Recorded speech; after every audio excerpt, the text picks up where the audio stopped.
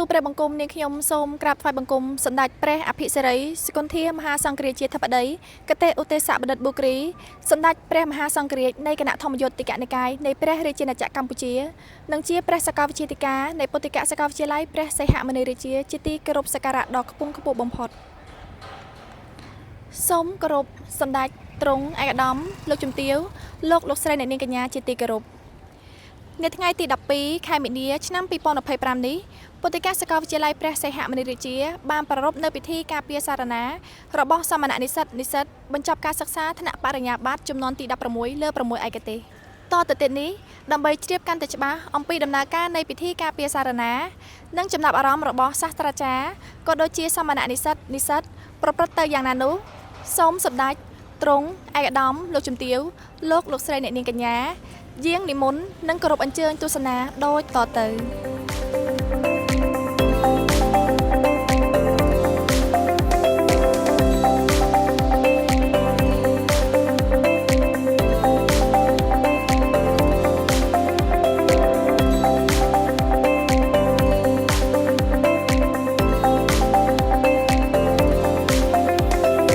ាក់ទងនឹងការពារសារណារបស់សាមណនិស្សិតយើងទាំងអស់ដែលមានចំនួន200អង្គអ្នកជាងនៅថ្ងៃនេះមានការចូលរួមពីថ្នាក់ដឹកនាំរបស់ក្រសួងដែលគាត់បានចូលរួមអញ្ជើញចូលរួមដើម្បីបើកនៅសកម្មភាពការពារសារណាថ្ងៃនេះហើយខ្ញុំផ្ទាល់ដែលជាគណៈកម្មការមួយរូបសម្រាប់ថ្នាក់ជំនាញភាសាអង់គ្លេសនៃពុទ្ធិកសាកលវិទ្យាល័យខ្ញុំឃើញថានិស្សិតរបស់យើងគាត់បានខំប្រឹងប្រែងស្វាហាប់ស្រាវជ្រាវមេរៀនរបស់គាត់ដើម្បីឡើងការពារថ្ងៃនេះដោយមានប្រសិទ្ធភាពនិងគុណភាពល្អនៃពុទ្ធិកសាកលវិទ្យាល័យ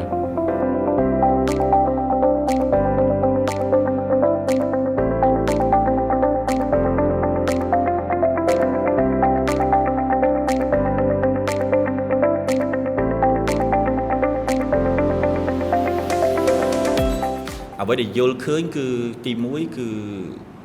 ចំពោះសាស្ត្រាចារ្យសុទ្ធតែជាថ្នាក់ដឹកនាំពោពេញទៅដោយគុណវុឌ្ឍដែលមានសញ្ញាបត្រគ្រប់លក្ខខណ្ឌចាប់ពីបរិញ្ញាបត្រជាន់ខ្ពស់រហូតដល់បណ្ឌិតហើយក៏ជាថ្នាក់ដឹកនាំជាព្រឹទ្ធបរិះរងជាប្រធានអនុប្រធានដេប៉ាតឺម៉ង់ទី2អ្វីដែលជាការចំណាប់អារម្មណ៍នោះគឺយើងឃើញថាបេក្ខជនលោកបដិញ្ញាខ្ពស់នៅក្នុងការសរសេរអ្វីត្បិតតែពេលវេលារយៈពេលខ្លីក៏ពិតក៏ប៉ុន្តែបេក្ខជនទាំងអស់បានខិតខំប្រឹងប្រែងសរសេរគ្រប់តាមលក្ខខណ្ឌក៏ដូចជាគ្រប់ជំពូកដែល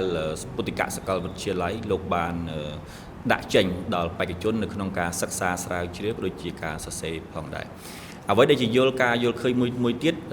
កិច្ចការងារថ្ងៃនេះក៏សូមអរគុណនិងអរគុណចំពោះ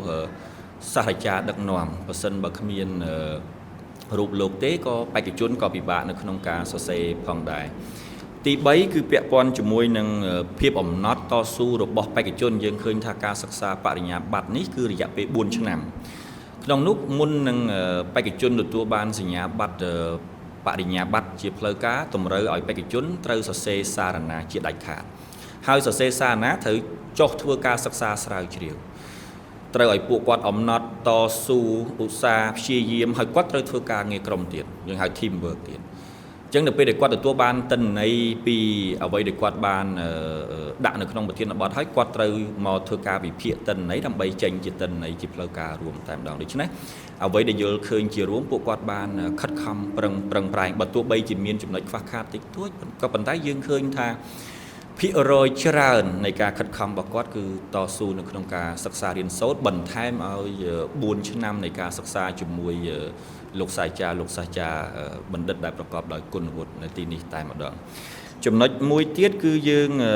ឃើញថាមានការចូលរួមពីភាគីគ្រប់ពាក់ព័ន្ធទាំងអស់ទាំងថ្នាក់ដឹកនាំក្រសួងបាទទាំងថ្នាក់ដឹកនាំអគារអធិការដ្ឋានពុទ្ធិកសិក្សាជាតិទាំងថ្នាក់ដឹកនាំសាកលវិទ្យាល័យក៏ដូចជាគ្រប់ភាគីពាក់ព័ន្ធនៅក្នុងការអញ្ជើញចូលរួមវិតម្លៃសារណានៅក្នុងថ្ងៃនេះមួយថ្ងៃពេញតែម្ដងទាំង4មហាវិទ្យាល័យពុទ្ធិកមហាវិទ្យាល័យរបស់ពុទ្ធិកសាកលវិទ្យាល័យព្រះសីហមុនីរាជាផងដែរ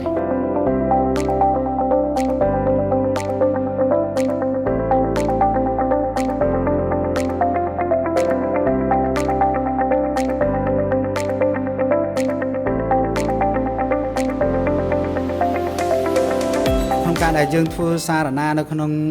ពេលនេះគឺដំណើរការប្រព្រឹត្តទៅបានល្អណាស់គ្រប់ក្រុមទាំងអស់បាទប៉ុន្តែគាត់ថាជាទូទៅវាមិនមែនបន្ទុស្មើគ្នាទេអញ្ចឹងវាលឹះលាស់ជាងគ្នាណាប៉ុន្តែគាត់ថាយើងសម្រេចបាននៅជោគជ័យនៅក្នុងការការពារគ្រប់ក្រុមទាំងអស់ហើយក្រុមនីមួយៗគឺមានការណានិយាយណាតាក់ទងទៅនឹងណាប្រធានបទគឺបានល្អច្រើនមែនតែនបាទណានៅបានល្អច្រើនមែនតែនដែលតាក់ទងទៅនឹងប្រធានបទរបស់គាត់ឧទាហរណ៍ដូចជារបបកតេយុទ្ធសិទ្ធិជួលអចិន្ត្រៃយ៍តាក់ទងទៅនឹងស្ថានសម្រាលទោសនិងស្ថានទម្ងន់ទោសណាតាក់ទងទៅនឹងក្រមនីតិសាស្ត្រហើយនឹងក្រមផ្សេងណាបន្តទៀតអញ្ចឹងខ្ញុំគិតថាសារណានៅក្នុងថ្ងៃនេះឬក៏ដំណើរការនៅក្នុងពុទ្ធិកសាកលវិទ្យាល័យវសីហមុនីរាជារបស់យើងនេះអញ្ចឹងគឺឃើញថាល្អដោយសាមណនិស្សិតគាត់មានការប្រុងប្រៀបយកចិត្តទុកដាក់ទៅលើណាការការពាររបស់ពួកគាត់ព្រោះដោយសារថាពួកគាត់បានមានគំនិតថារាល់ថ្ងៃបើសិនជាយើងមិនមានការសិក្សាទេគឺអត់មានអ្វីដែលណាអាចប្រព្រឹត្តទៅបានទេ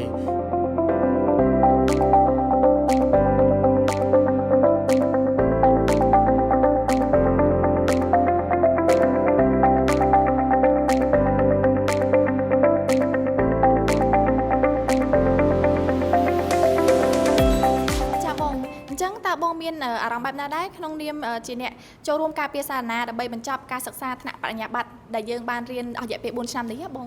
មានអារម្មណ៍ថារំភើបក៏ដូចជាភ័យបន្តិចបន្តួចដែរព្រោះអីយើងត្រូវការពារបញ្ចប់ហើយយើងត្រូវការពារខ្លួនឯងត្រៀមខ្លួនឯងក្នុងការឆ្លើយសំណួរដែលគ្រូនឹងសួរពេលដែលយើងត្រូវបញ្ចប់ចំពោះថ្ងៃនេះដែរគឺខ្ញុំមានអារម្មណ៍រំភើបសប្បាយរីករាយដោយសារតែសកលគាត់បានយកចិត្តទុកដាក់ចំពោះនិស្សិតខាងសាកលវិទ្យាល័យគាត់បានផ្ដល់អាហារូបករណ៍ដល់សាមណនិស្សិតដល់ទៅ4ឆ្នាំហើយមានការរៀបចំការពិសារណាដល់និស្សិតយ៉ាងរលូនទៀត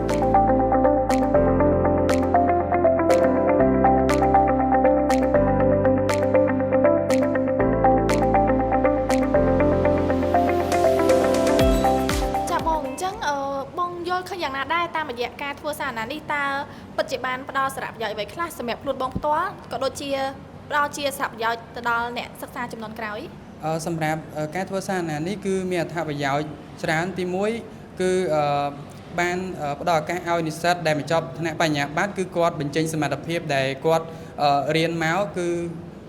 ដើម្បីបញ្ជាក់ថាពេលដែលគាត់បានបញ្ចប់នៅជំនាញហ្នឹងគឺគាត់មានសមត្ថភាពមួយដែលអាចនឹងយកទៅប្រើការងារបានហើយមួយទៀតក៏គាត់អាចបញ្ជាក់ប្រាប់សាលាឬក៏សាស្ត្រាចារ្យដែលមានវត្តមាននៅក្នុងសាលាហ្នឹងថាគាត់គឺមានជំនាញអ្វីដែលគាត់បានចេះនៅក្នុងសាលាអញ្ចឹងនៅលើមុខវិជ្ជាដែលគាត់បានរៀនអញ្ចឹងហើយក៏បានជាប្រយោជន៍មួយដល់ខ្លួនឯងដើម្បីបង្រឹងបន្ថែមទៅលើជំនាញដែលខ្លួនឯងបង្រៀនដើម្បីសិក្សាស្រាវជ្រាវបន្ថែមទៀតអញ្ចឹងអ្នកសិក្សាចំនួនក្រោយគឺយកបទពិសោធន៍ពីសិស្សច្បងឬក៏គឺជាចំណុចល្អមួយចែករំលែកដល់សិស្សប្អូនចំនួនក្រោយទៀតក្នុងការយកបទពិសោធន៍ពីសិស្សបងក្នុងការធ្វើបទបង្ហាញនៅពេលបច្ចុប្បន្នហ្នឹងអញ្ចឹងបងជាសំណូមពរក្នុងនាមរូបខ្ញុំមានប្រហែលជាខ្ទង់ 2-3 ចំណុចដែរទី1សូមឲ្យនិស្សិតបន្តការខិតខំប្រឹងប្រែង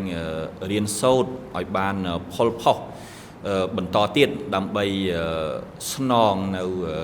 រៀមច្បងដូចជាធនធានបន្តវេនរបស់យើងហើយអភិវឌ្ឍខ្លួនឲ្យក្លាយទៅជាមូលធនមនុស្សក្នុងការចូលរួមអភិវឌ្ឍជាតិមាតុភូមិស្របតាមគោលនយោបាយរបស់រាជរដ្ឋាភិបាលកម្ពុជាដែលមានសម្ដេចមហាបវរធិបតីហ៊ុនម៉ាណែតជានាយករដ្ឋមន្ត្រីនៃប្រជាជាតិកម្ពុជាទី2សូមឲ្យនិស្សិតបន្តការសិក្សាចាប់ពីបរិញ្ញាបត្រទៅបរិញ្ញាបត្រជាន់ខ្ពស់បន្តទៀតឬអាចមានលទ្ធភាពទៅថ្នាក់បណ្ឌិតបន្តទៀតទី3យើងត្រូវប្រើទ្រឹស្ដីមួយជាទ្រឹស្ដីល្អដែលខ្ញុំគិតថាជាទ្រឹស្ដីសកម្មបើន័យថាសកម្មភាពបូកសកម្មកាលបូកសកម្មហេតុទៅជាសកម្មផលបើន័យថាផលដែលកើតចេញពីធ្វើសកម្មភាពរបស់និស្សិតផង ហេតុដែលឲ្យនិស្សិតមកចូលរៀនតាមជំនាញឯកទេសផងហើយយើងបានសកម្មផលបានន័យថាដុសក្នុងសាលាប៉ុន្តែផ្លែផ្កាជាមួយនឹងសង្គមជាតិចូលរួមជាមួយសង្គមជាតិអភិវឌ្ឍជាមួយសង្គមជាតិហើយដឹងគុណសង្គមជាតិពិសេសរដ្ឋាភិបាលនៃប្រជាជាតិកម្ពុជាយើងនេះគឺជាអ្វីដែលជាសំណុំបាទសូមអរគុណ ចាអរគុណច្រើនលោកគ្រូសម្រាប់កិច្ចសម្ភាសន៍នៅថ្ងៃនេះអរគុណច្រើនចាអរគុណ